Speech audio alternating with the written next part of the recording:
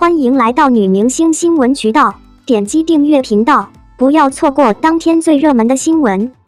赵丽颖幸福到万家，不欺骗观众的服化道，打了多少烂剧的脸？赵丽颖的新剧《幸福到万家》一经开播就引发观众热议。这部作品改编自小说《秋菊传奇》，主要讲述的是赵丽颖饰演的何幸福，虽是一名普通的乡村女性，没有太多文化底蕴，但面对村子里发生的一系列不公平事情，都坚持追求正义，展现女性不甘平凡、勇敢无畏精神的现实主义作品。故事刚开始便通过婚闹等一系列麻烦事，表现出了何幸福的性格。大婚当日，原本现场一片和谐，可是村子里流传已久的闹婚习俗却惹出了风波。为了保护妹妹，何幸福直接用板凳打破了万传家的头。在大多数人看来，这是正当防卫的行为，可是万家庄的村民却觉得闹婚是为了给主人家增添喜气，纷纷指责何幸福的行为有些太过火。就连她的婆家人都开始劝她息事宁人，不要再纠缠对方，要求万传家道歉。但是何幸福却坚持原则，要求对方给自己的妹妹赔礼道歉。终于在何幸福的坚持下，万传家愿意道歉，而且万家庄还发通知取消一直以来的闹婚习俗。何幸福坚持自己的原则，不仅为自己的妹妹讨回了公道，而且还让万家庄取消了这种不礼貌的习俗，从中展现了女性自身无穷的潜力。从这部作品的主题以及何幸福这个人物的人设中，我们可以明显的看出赵丽颖极为迫切的转型的意图。在以往的作品中，她饰演的大多是大家闺秀，或是仙侠剧中颇有背景的大女主形象，而这一次她饰演的却是一个并没有什么文化、平平无奇的乡村妇女。赵丽颖有转型意图也是可以理解的，毕竟她以往的作品角色都太过单一，虽然都是经典的作品，但相同类型的角色饰演太多，也会让观众产生审美疲劳。在娱乐圈的八五花中，赵丽颖属于演技与口碑均在线的小花。当其他女演员还在饰演傻白甜的角色时，赵丽颖愿意挑战自我，接拍农村题材的作品，足以可见她的眼光独到之处。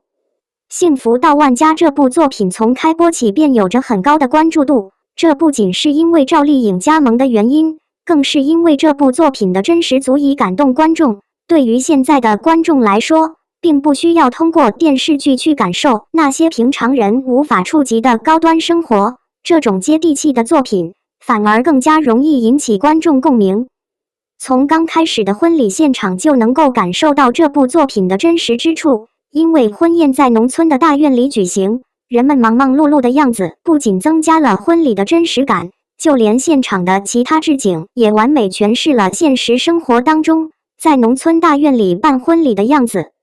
比如说为婚礼现场拉食品的三轮车，以及农村婚礼特有的菜色，就连参加婚宴的村民行为举止也与现实生活完美贴合在了一起。更为细节的是，这场婚礼举办的时间背景发生在2009年左右，而赵丽颖饰演的何幸福身穿的婚纱也是当年的流行风格。赵丽颖作为娱乐圈中的颜值担当，并没有在意自己在作品当中的形象，而是刻意要求后期制作组美化自己的服装以及妆容，反而将自己的穿着打扮的与当地村民一样，与作品当中该人物的人设完美融合在了一起。而这部作品的真实之处，也与不少流量明星的作品形成了鲜明的对比。比如说娱乐圈中以黑红著名的孟子义就有不少暗自改妆容的片段。当他参加1年级的录制时，为了能够让自己在镜头面前更好看，而拒绝将自己的脸抹黑。对于娱乐圈的新人来说，刚刚出道就能够得到袁咏仪的指导，是很难得的机会。可孟子义不但没有珍惜，还在众人面前故意顶撞前辈，不仅没有让自己的服装与妆容看起来与之前的片段接戏，还质疑导演组，觉得小偷并不应该故意扮丑。Angelababy 在以往的作品中也经常被观众指出不敬业，比如说她在《我的真朋友》中饰演的程真真是一个典型的打工人形象。作为房产中介公司的新人，在现实生活当中应该没有太多的资金援助，去让他们过着富裕的生活。可是 Baby 饰演的这个角色，虽然是外人眼中的新人，但他却住着高档公寓，吃价格昂贵的自嗨锅。这种设定对于普通人来讲是绝不可能发生的场景，单单是看起来干净舒适的单人公寓，就是许多打工人无法匹及的生活。无独有偶，李兰迪在《梦回大清》中饰演的是一名非常普通的实习生。作为没有背景、没有学历的北漂，这种人设应该能够和不少观众产生共鸣。毕竟现实生活中有着这种人设的打工人不在少数。可没钱没背景的他却在北京住着2层精装公寓房，相信有不少在北京收入还算中等的人群，都未必有足够的实力能够在北京居住这种价格的房子。这个细节也被不少网友批评，觉得这部作品太过糊弄观众。当然了，娱乐圈中敬业的演员大有人在，符合现实设定的作品也有很多。比如说李小冉的新剧《今生有你》就有着很高的收视率，她在其中饰演的是一名身患心脏病幼儿的单身母亲，为了能够攒钱给孩子做手术，一直以来她都过着非常简朴的生活。这种人设在现实生活当中其实有很多，不少女性恢复单身后，为了能够承担起养家糊口的重任，甚至连一点个人喜好都不敢拥有。而李小冉在这部作品中的衣着就十分符合这个人物的设定。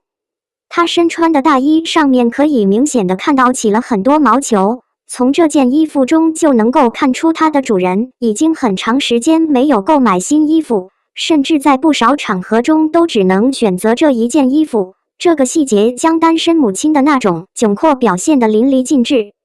所以我们可以知道，好的作品最重要的就是真实。演员的演技是一方面，背景里面的道具以及生活气息，甚至是演员的服化道也十分重要。从这些方面其实更能够体现剧组是否真的在用心。赵丽颖罕见变很真吓到我了，为新宗拍时尚大片，穿一身黑大变样。赵丽颖在离婚后，不仅整个人的气质和成熟感越来越明显，在艺品和时尚方面的驾驭能力也是越来越厉害。这也让赵丽颖几乎可以成功尝试各种风格的穿搭。而不久前，她的最新一组时尚大片曝光。这次赵丽颖虽然是为综艺开始推理吧拍摄的一组造型照，但是却一点不是时尚大片，这也让大家再次看到了她出色的时尚感能力。而这次赵丽颖也是首次尝试这种哥特腹黑风格的穿搭造型，挑染的公主切发型搭配红玫瑰和酷黑的妆容，让她看上去简直像是换了一个人。面对镜头的眼神杀也吓到了大家。赵丽颖的哥特腹黑穿搭风格，穿搭亮点一，发型妆容的风格匹配度太高。